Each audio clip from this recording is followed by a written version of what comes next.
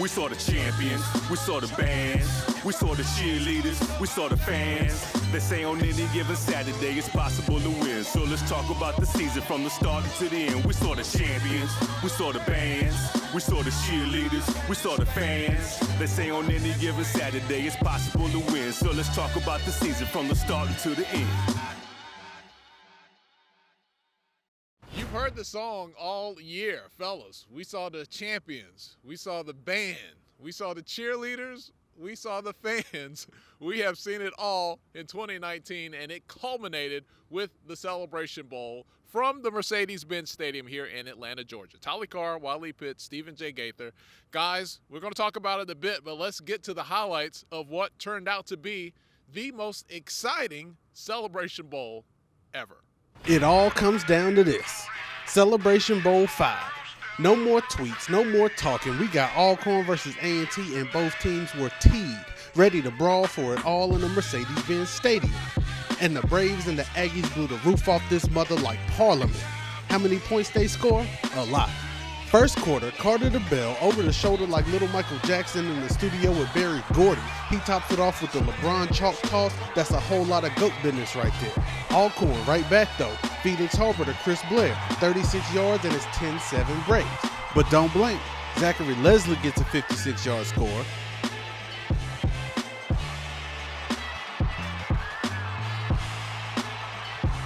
Then Corey Banks gets one from 4 yards out, and it's 24-10 Aggies at the break. And this halftime really wasn't a break at all. The sounds of dynamite and the blue and gold marching machine went crazy. Now the third quarter had so many points, I'ma just roll them off for you. Jermaine Martin, 75 yards through the tunnel, 31-10. Felix Harper, 6-yard run, 31-17. Khalil Carter to Ron Hunt, 38-17. Deshaun Waller, 23 yards. Elijah Bell gets another 20-yard score, plus a step over. That makes it 45-24, and the Aggie fans done brought their own championship belt to the A. All in all, it was 49 points scored in the third quarter alone, and it's 52-31 going into the fourth. This one was a final scene of Scarface-type shootout. Alcorn was able to cut the deficit down to 14 points in the fourth, but them dogs was just too much. A&T wins 64-44, most points in Celebration Bowl history, an Aggie three-peat, and if you didn't know, you can't spell Atlanta without A&T. You can't spell Atlanta without A&T. So Can't just spell know, Atlanta without when my boys A&T. come back next year, Remember that. you know what's coming. You can't spell Atlanta without A&T. All right, now, last year, He said it last year. it's the Aggie Bowl. Ain't no celebration no more. You heard what he said now. This ain't no fluke anymore. It ain't a fluke. That's 3 in a row. Yes, sir. Repeat.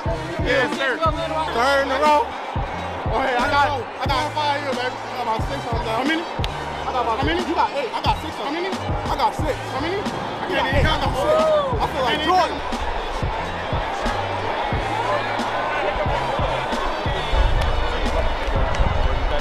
Hey, no cap. No cap. We're supposed to be here, best team in ABC football, and we showed that today. Just blessed to be here. Wanted to go over my guys that came off of me and just turn around and look at them, man. They're happy, and Aggie Pride's happy. O-line played great today, and we just had to play our best game all year, so I'm glad to be a part of it. Dream come true, you know what I'm saying? Everybody dream of playing a championship and being able to play in 3 in a row and winning all 3. Man, that's a blessing. Oh, you know how we do it at ACC game, man. Goes up. You know what time it is. Hey, came out here, did it again. After doing it again, That's a 3-peat. So we couldn't show you the whole thing. We have restrictions there, but Wally, Steve, over 100 points in a football game. It was, I hate to use cliches, it was a track meet out there. Yeah, I mean, it was like a video game. It was like NCAA football 2014. North Carolina A&T got out there, and, you know, in the first half, they really put it on in the second quarter. But credit to Alcorn State, they almost threw a knockout punch early when they got that big Jermaine Martin touchdown. I think that really kind of almost broke Alcorn's back, but Alcorn managed to keep things going. Well, Wally, we always talk about we want great storylines. There's no greater storyline than over 100 points of offense. Yeah, I mean, This one, they came out, we thought it was going to be like a running game, a tough, grinded out. And this one just turned out to be just a pass fest, over 100 points. We fell for the banana in the tailpipe. We really did. I mean, that third quarter, that's really all I got to say is that third quarter. You talk about a track meet. I was up and down that sideline. I done got my 10,000 steps from the day. Goodness gracious. I tried to go to the restroom really quick. I was not gone 30 seconds, and I missed the touchdown. It was that type of game. So it's been an incredible season. Once again, three-peat national champions, North Carolina A&T. So they are the team of the year. Well, it depends on how you define national championship. Okay, fam, we hear you, but this is not your parade today. The rings that A&T is gonna have. Now you never know, fam. You might make their own rings. We have plenty of time to talk about Rattlers. Right now, it's all about the Aggies. But when we come back Thursday here celebration. on the No Huddle, we have some Players of the Year to announce. You've been waiting for it all year long. The Protect Your Skull HBCU Game Day National Players of the Year for FCS and Division II. That exclusive announcement is coming up next. For the latest news on Black college football and culture, go to HBCUGameDay.com. Welcome back to the No Huddle, the final No Huddle of the year. Thank you guys for hanging out with the 17 big weeks on Aspire TV on the HBCU Game Day platform. And the players have done the work, and each year we name a National Player of the Year. We're going to have it for Division II and FCS. But before we get to that exclusive announcement right here on Aspire TV, we talked to Ryan Stanley, who was the MEAC Player of the Year and a finalist. He might win it for us. Who knows? You'll find out in a couple of minutes. But a great career for Stanley down at FAMU. Yeah, definitely. He's one of those guys who he took a whole lot of flack on the front end of his career and really finished it out strong. Shout out to our guy Vaughn Wilson, Mega Ace Media, Wally Williams. They sat down and interviewed him, and I was told that nothing was off limits. Hello and welcome again with us to HBCU Game Day Prime. I'm joined by a special guest today. There's nothing but Rattlers in this room. Great show for us today. But we're joined by Ryan Stanley today. Man, MEAC, MEAC Player of the Year. Yes, sir. Okay, all these accolades you got going on with you right now. I mean, great week. Could you expect anything more finishing out your senior year? No, man. God been good to me. This last week and a half just been real crazy. You know, taking a trip up to New York for MEAC Player of the Year. Shout out to the MEAC, the commissioner, just putting a great event together, making that happen. Just had graduation Saturday, and now I get to fly up to Atlanta for Black College Football Player of the Year and get to see the celebration ball. So this last week and a half been real crazy, but you know, all glory to God, and I've been real blessed. Hey man, if you ain't busy, that means you didn't have a good season. Yeah, right. That's why here's a good opportunity for you. So, right. You know, talk about pretty much your rise. I mean, the trophy is sitting here, it's all nice and pretty and everything, but you know, people see the success, but don't understand the climb. So talk about what it was coming to FAMU and what it was to make it to this point. Just coming in back, getting recruited by Quinn Gray is where it all started. Then they decided to go with the new coaching staff. Coach Wood came in. I redshirted my freshman year. We went 1-10, which is, you know, it was tough, but you know, all the trials and tough times just builds character and just, you know, was nothing but motivation for us. The guys like Elijah Richardson, Terry Jefferson, Marcus Williams, the guys who really stuck with it, who didn't transfer out. We just done seen all the ups and downs, and you know, back just when stuff was tough, it was just get it out the mud, get back in the lab, game after game, week after week. Just never really complained, stuck to the mission, and just got to see this thing through and finish 9-2. So just kind of started from the bottom and just worked our way to the top. Just stayed persistent, stayed to the mission, and just believed in ourselves and stayed true to it. Not letting the outside voices really get to you.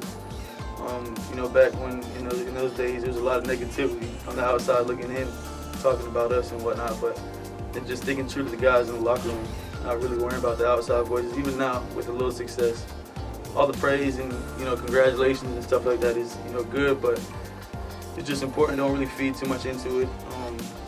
You know, never get too high or never get too low. Just stay level-minded. Just stay true to the work ethic that you have, and just give all glory to God, and you'll be good. All right, thank you guys for that great interview. Ryan Stanley, great career there at FAMU. Man, he's leaving some big shoes to fill. He was the MEAC Player of the Year. And as far as the HBCU Game Day, Protect Your Skull National Players of the Year, I'm going to admit, I voted for Ryan Stanley, but we have a committee of 7. The votes have been tabulated. Let's see right now who is the National Player of the Year for offense and defense for both FCS and Division II. Now that the 2019 season is a wrap, it's time to announce the Protect Your Skull HBCU Game Day Players of the Year for offense and defense in Division I and Division II Black College football. It's a clean sweep for Bowie State on the D2 side, as quarterback Jerome Johnson is our Offensive Player of the Year after taking the reins from our two-time Player of the Year, Amir Hall, and leading Bowie State to an 11-1 record and a playoff appearance. As the team's leading passer and rusher, Jerome racked up 1,177 yards on the ground with 12 rushing touchdowns, while throwing for 1,860 yards and 22 scores.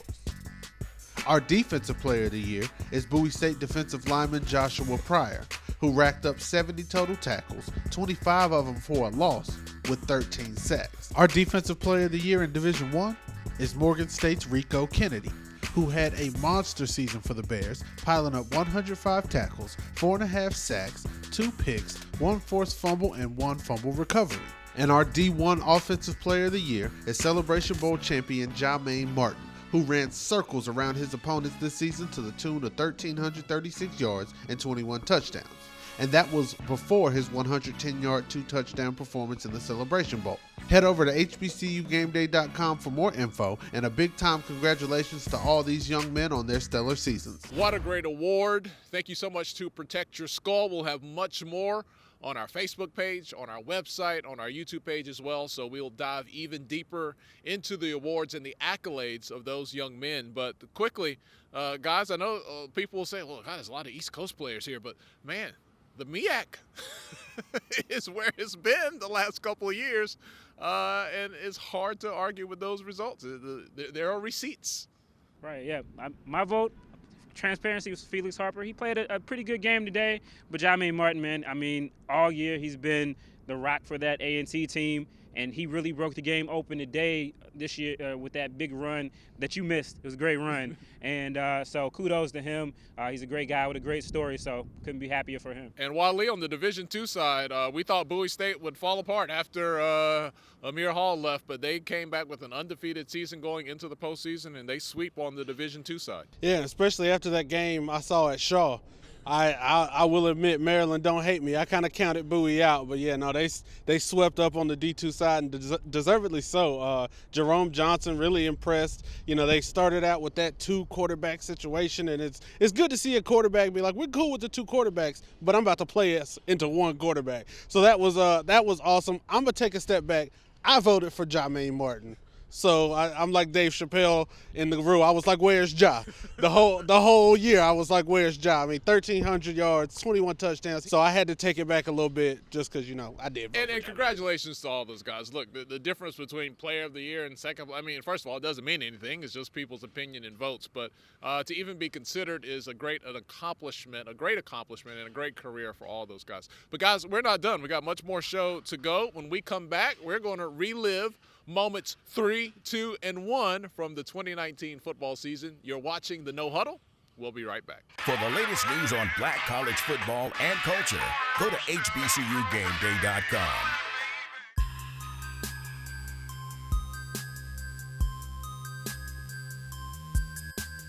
To someone on the outside looking in, Winston-Salem State and Wake Forest University may seem like polar opposites. One is a private, predominantly white university with more than 8,000 students, founded in 1834 on a plantation by the Baptist State Convention of North Carolina. The other is a historically black public research university with an enrollment of just over 5,000 that was started in a 1-room schoolhouse with only 25 students and 1 teacher. And with only 5 miles separating their campuses, they've been neighbors in Winston-Salem since 1956. Sometimes serving as brick and mortar representations of the city's demographic divide. But through what may seem like an infinite amount of differences, the schools were able to find common ground in the sweet sound of music. As Wake Forest invited Winston-Salem State's marching band, the Red Sea of Sound, to share the field at halftime during the Demon Deacons home opener of the 2019 football season.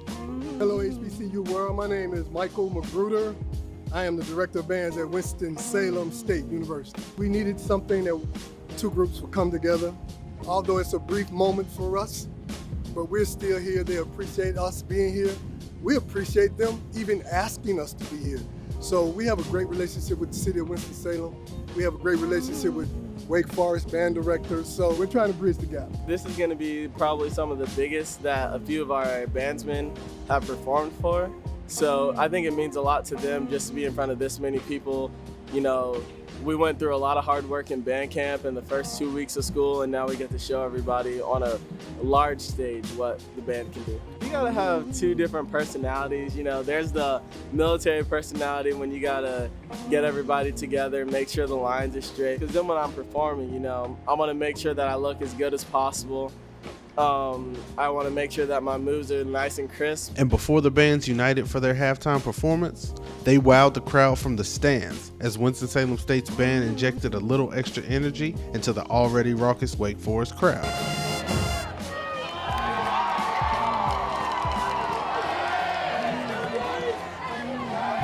The bands played together for just over 3 minutes, but during that time, there was no us and there was no them. It was just we, as music was able to unite the two Winston-Salem universities in a moment of literal harmony. I've never seen a better halftime show. One of the best I've ever seen. What y'all think of the halftime show? It was great. Two thumbs up, two thumbs up. They should have been doing it all along. It was lit. We've got to do it again. I'm thinking every single home game. Yes. Honestly, I like the vibe, the music choice, amazing. What's the recipe for the ultimate black college football experience? Take Florida A&M plus Southern University, bring the rivalry back after being dormant for almost a decade, add in two of the biggest, baddest bands in the land, put them in front of over 27,000 fans, and just sit back and watch history unfold. And the players on the field were ready. Both squads were on one during pregame, and believe it or not, it exceeded the hype. So you can go ahead and file this one away in the classic section of the HBCU football history books. Ladarius Skelton was back in the third quarter, and he had the SU offense making all types of moves down the field. Skelton finds Jamar Washington, who puts the ill pivot on the defender, breaks free and dives into the end zone for the 23-yard score. Jags cut the Rattler lead down 19-14. The Southern section, rocking. The Jaguar D, flocking. Jacoby Papillion gets low for the interception, and the Jags got the stovetop hot and are cooking up a comeback in the third. Southern with a chance to take the lead, and Ladarius Skelton puts the squad on his back. Here he goes straight through the fangs of the Rattler D, reaches out for the goal line while being tackled. He gets the 6, and the Jags take the 21-19 lead in the fourth quarter.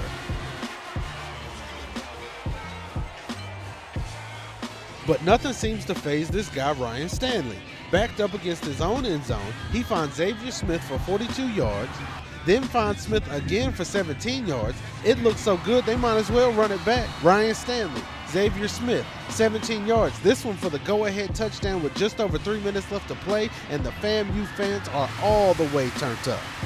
And the Rattlers win the thriller against Southern 27-21.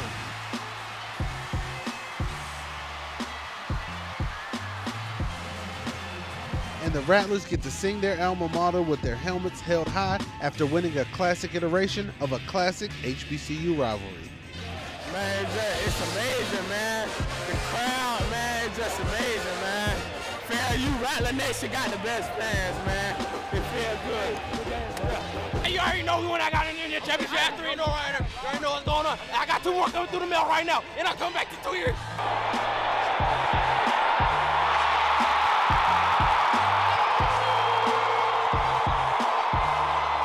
Only a few teams at 3-peat. North Carolina A&T won on. Come on, man. My brother slide. Yes, sir. My sister slide. My whole team, yeah, we slide.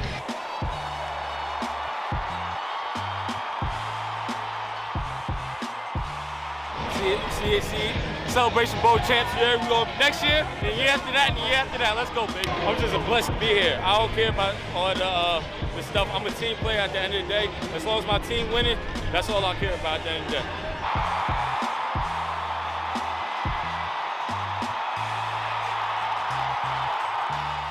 That's 6 rings. 1, 2, 3, 4, 5, 6. I'm about to run out. Well, I graduated now, so I ain't run out of rings. We graduate and win championships right here.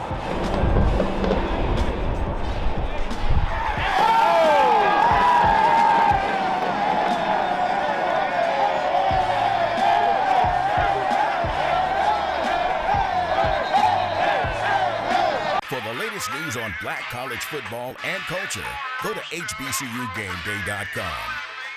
Okay, welcome back, everyone, to the No Huddle. And I'm Tolly Carr. He's Wally Pitt. He is Stephen J. Gaither. Guys, we have got in 17 weeks. This year was pretty incredible because we've taken the show from just being on a digital platform to now on TV and a digital platform as well. Created some new workflows, a lot of learning. Anytime you do something new, you make mistakes and you learn. A lot learn. of lonely nights at the editing table for this guy. So. A lot more work for that guy and a little more for me. But, man, it was a great season, not only on our end, but everything that we saw. Yeah, it was one of my favorite seasons. This wraps up my 4th season. And I say this probably was my favorite season. Just every game that I seemed to go to was great. Hampton Union, Shaw Bowie, like we said earlier, Celebration Bowl, even my Aggie Eagle Classic, even my Eagles getting stomped out was fun in the rain. So, man, it's been an amazing season and a banner year for HBCUs. They keep putting on and we keep turning them up. So let's. Well, Stephen, we've come a long way from that guy. I can't remember his name. He used to be at games with his BlackBerry, just tweeting scores. The platform has really grown. HBCU football has grown, and it's been a win-win for everyone. Yeah, no doubt. Always it's a team effort, and couldn't be happy to have you two guys be a part of the team with you guys. Like it's we're gonna cry out here, but it's just cold out here. But you guys are really taking this and got a little gray in your beard. You've been doing this. I'm slowly turning into the gray beard. I dressed up a little bit, but man, incredible job with the fast break, the 101, and with No Huddle 101, and now we got the fast break coming again. So we just keep coming. Wally, I think it's time for to get behind the curtain, go under the hood a little bit, because when we come back in January, it's going to be time for some hoops. It's fast break time. We're like the No Huddle and the fast break. We keep it moving, and we're going to give you a little sneak peek of what to come on the fast break in 2020. Y'all check it out. I've been in the gym getting my level up. Fenders getting gas, so I mash on the pedal. What? The backboard I crash, slam the rock to a pebble. What? The breeze from the past will assist your irregular breathing. Handle got your ankle in your knee in a disagreement. Now your balance taking off for bereavement. They wanna know what I be cooking up, cause then they think we be even. But I know, look, dished it, so I never seen it now. Gym getting my level up. Fenders getting gas, so I mash on the pedal. What? The backboard I crash, slam the rock to a pebble. What? My team is the strongest and we crush competitors.